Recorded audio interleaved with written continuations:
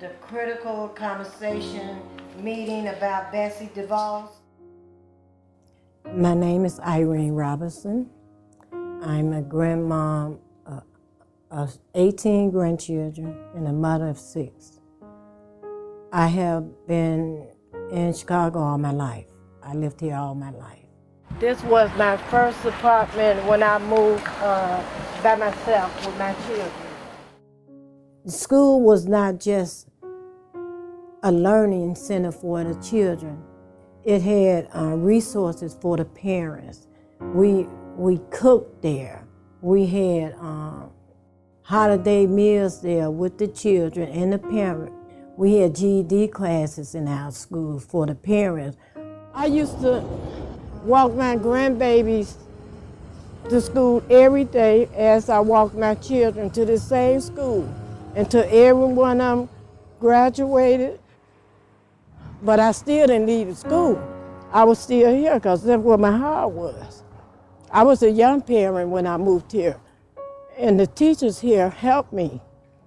They educated me more than what I was educated on. They nurtured me when I needed it because I was a single mom with 5 children. Anthony Overton was a good school, and it had always been supported for the community and the children and the parents until the sabotaging started coming in. By the time my children started having children and my grandchildren started coming there, where it was already in plan to sabotage it, to starve it, and to close it. So when you starve the school by taking resources, by taking the maintenance work, by taking teachers and taking programs out of the school, you starving that school to a point where there's nothing there for the children to receive. Because this school is underutilized now, and this school is in poor condition. That means the upkeep is in poor condition, and the test scores is failing. So they used those 3 reasons to close up a school. We protest. We went to the aldermen. We went to board meetings. We did everything that a parent and her power and their power can do.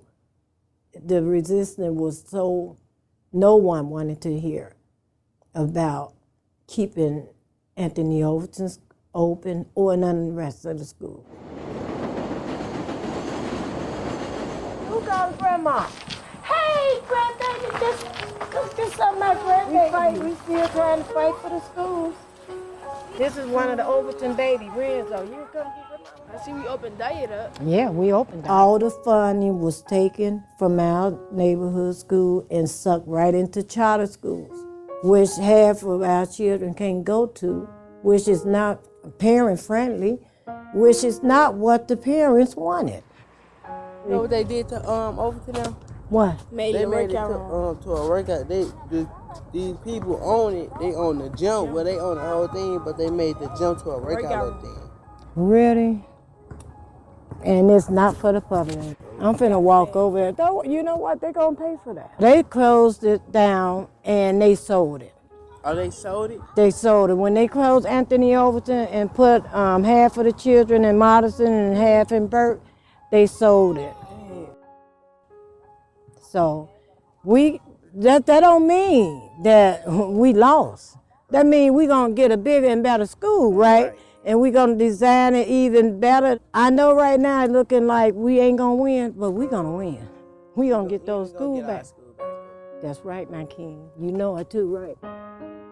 As long as grandmama got breath in her, I'm gonna continue to fight, and people's gonna come, and more people's gonna come, and the more come, guess what's gonna happen? We're gonna get what we got, what was stolen from us, okay? I love y'all, I have to go. Give me her, I love you. There's a silent, well, I won't say silent, invisible way that they use hate crimes. When they say privatizing, When they say closing schools, they use it as we're going to close to improve. But no, you're not. Privatizing was the death of our neighborhood school.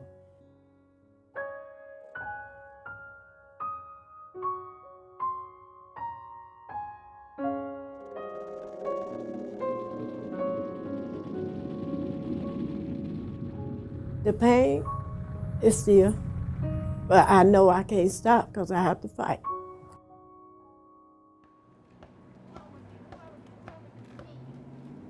I guess I hurt in more than one way because I hurt for my peoples.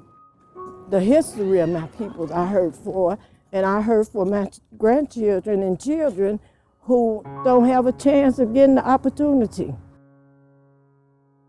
It feels like as a parent, we're supposed to protect our children. My grandbaby Mikey, after all that was over, he looked at me one day and he told me he had got so upset. He told me, "You lied to me, Grandmama. You told me that we was going to get our school back, and I hate going to Madison. Do you know how that made me feel?" Because I couldn't protect them. When the school closed, our children fought it themselves. They felt like they was too dumb. Yeah, how many times I have to tell children, you're not dumb. You're smart. It wasn't your fault. You can't. That's why I called everybody kings and queens. My young kids, I call them that. When you take away their self-esteem and degrade them, and it's just over and over and over, when it's gonna stop?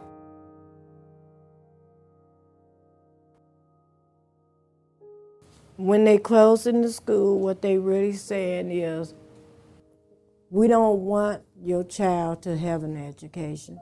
We don't want you in the community. And we can take these schools. And there's nothing you can do about it. That's what they really saying. Do we care if your child is going to be in danger? No.